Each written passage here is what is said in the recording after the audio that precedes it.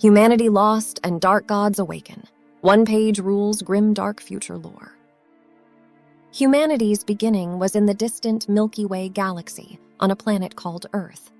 With the development of faster-than-light drives, humanity embarked on a rapid expansion throughout the neighboring star systems and beyond.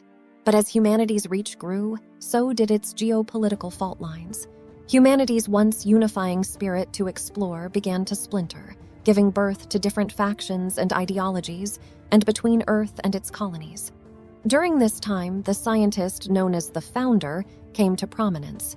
He was a peerless genius that pioneered the gene crafting and biological enhancements that resulted in the super soldiers called the Battle Brothers, which were rapidly deployed as defensive and peacekeeping forces to the various colonies as well as on Earth.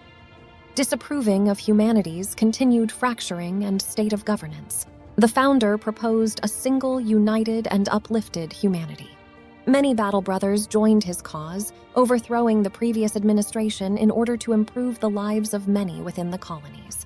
The old governments, centered on Earth, rejected the Founder's vision, and with their own armies of Battle Brothers, an all-out civil war soon erupted.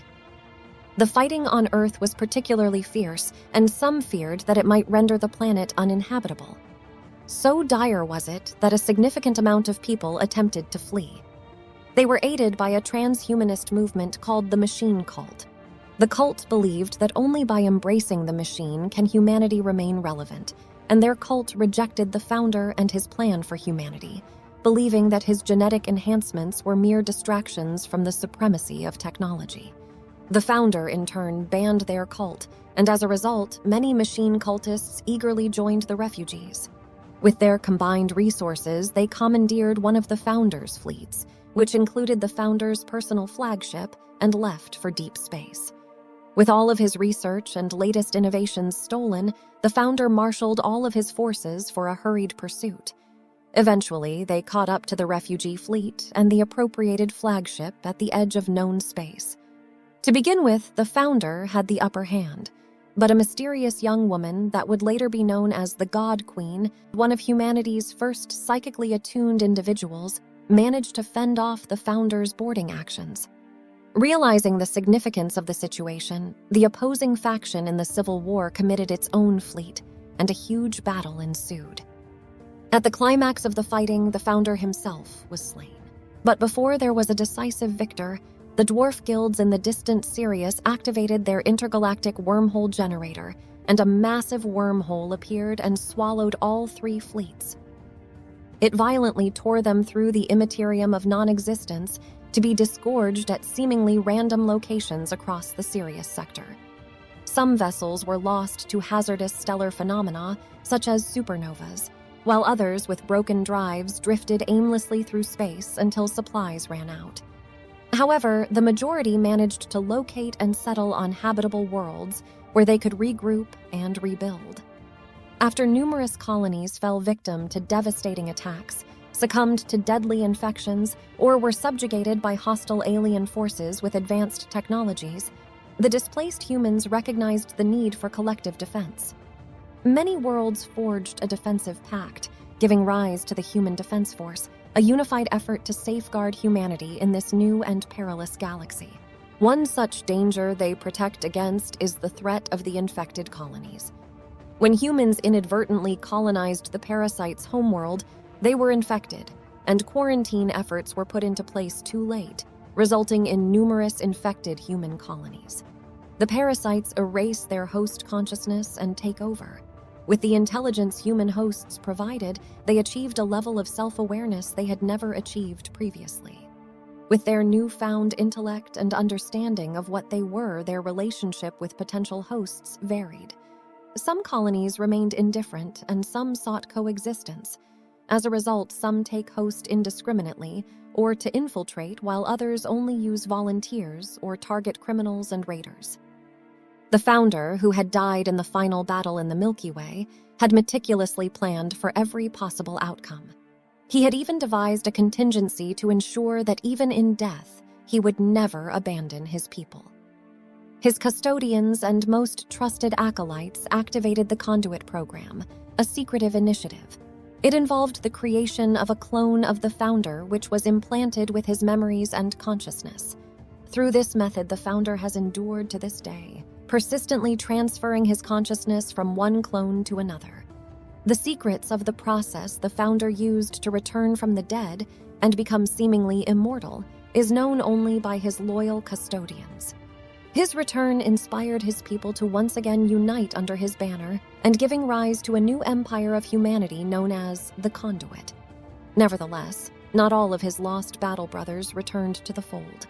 Some sought to establish mini-empires of their own, aspiring to forge their own destinies, while others, drawn by darker inclinations, embraced a much more sinister path.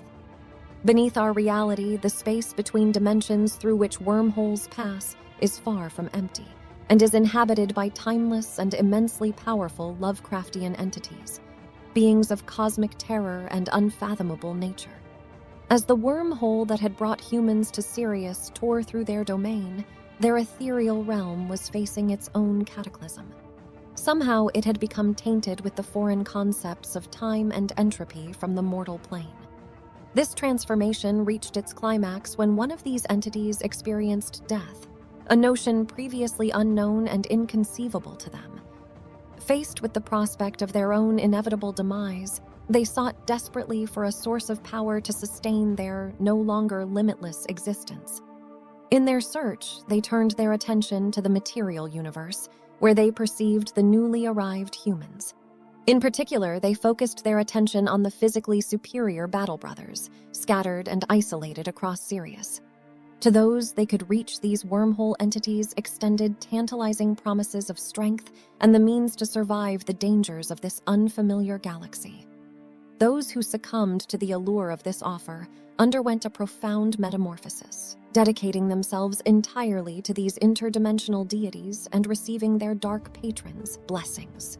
Many sought out and followed the mysterious woman that had led the defense of the refugee fleet. They settled a number of worlds, and her diplomatic skills allowed them to thrive in relative peace. And where diplomacy failed, her agents of the Inquisition sought to identify threats and eliminate them. Her psychic abilities continued to develop, and these abilities drew many devotees and followers that saw her as a divine being. People started calling her the God Queen, and a religion sprang up around her. She formed and trained an order of hand-picked female warriors, called the Blessed Sisters, to defend her people. Eventually, the God Queen met her end, sacrificing herself to destroy an avatar of lust, when an army of wormhole demons attacked one of her worlds. Worship of the God Queen spread, and many new orders of Blessed Sisters were formed in her honor. These orders are often called on to protect allied worlds as peacekeepers and as arbitrators.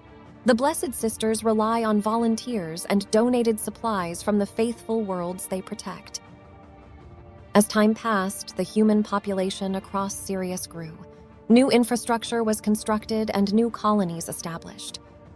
Humanity's rapid industrialization in the Sirius sector spawned a wealthy upper class that dominated major colonies. Restless elites, looking for the next big thrill, formed mercenary groups. But dissatisfaction with the risks and discipline led to the creation of titans, massive mobile fortresses, and the formation of the great Titan Lord houses. Eager for glory, these lords view war as sport, offering their services to the highest bidder for unique luxuries, contracts, and valuables. Some seek heroism for little pay, craving fame, while others simply relish the thrill of battle, caring little for recognition. The machine cult, with access to new alien technologies, began to augment themselves in ways and to an extent that they could never have imagined previously. Their augmentations and robots allowed them to settle a number of worlds inhospitable to unaugmented humans. Eventually, they diplomatically broke away to form their own, wholly independent, transhumanist faction. Understanding the formidable challenges of the Sirius sector, the founder undertook the development of a new generation of enhanced battle brothers. These prime brothers represent a significant leap in technological prowess and combat capabilities, though with some side effects. Such is their enhanced power that the human frame of many Prime Brothers begin to show damage to their muscles, joints, and bones, which deteriorate over time. Against the advice of the custodians, the side effects of the Prime gene modification were made public. Despite this knowledge, many recruits still willingly accept the risks, sacrificing their bodies to protect humanity in a hostile galaxy. This has only added to their reputation as heroes and drawn in more recruits who idolize them. With these elite warriors at his disposal, the founder is once again poised to bring his vision of a united and uplifted humanity to fruition. Though it was originally dismissed as a rumor, some of the early Prime Brother animal test subjects did in fact escape the lab. In the wilds, they grew in both size and intellect and formed small hidden settlements. In time, they sought contact and equality with their creators. However, when they revealed themselves, they were classified as failed experiments and marked for extermination. Fearing annihilation, these Ratmen started raiding and salvaging supplies, before eventually fleeing on hijacked ships. Before departing, they rescued the other surviving test subjects in a raid on the Conduit's laboratories. In a remote system, the Ratmen built a new home where some decided to stay hidden. Other formed family-run clans and ventured into the stars where they encountered oppressed races and factions as they once were. The Ratman clans used their skills to aid the weak and oppressed, so to some they're saviors, while to others they are vermin, to be destroyed. Humanity's expansion has not escaped the watchful gaze of the numerous other species inhabiting the Sirius sector, including the Saurian star host, Eternal Dynasty, and Jackals, among others. They harbor deep concerns about humanity's expansionist ambitions, fearing the potential consequences for their own civilizations. Furthermore, the Wormhole demons are driven by their insatiable hunger for sustenance. Their motivations and the existential threat they pose loom large, casting a shadow of uncertainty and apprehension over the entire Sirius sector. And so the stage is set for war. I hope you enjoyed the video. If you did, please give a like and subscribe to become a part of our ever-growing imperium of subscribers.